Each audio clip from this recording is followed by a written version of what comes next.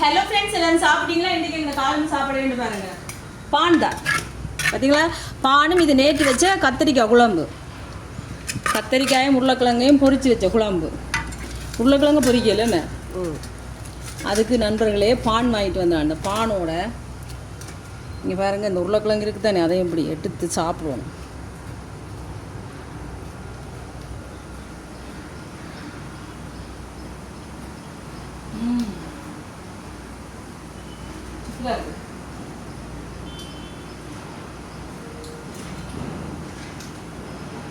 ரொம்ப டேஸ்டாக இருக்குது. யாரும் அப்படி பழங்கறிகளை சாப்பிடுங்க நண்பர்களே.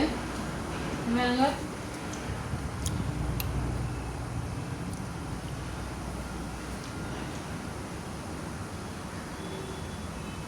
சூப்பராக இருக்குது நண்பர்களே.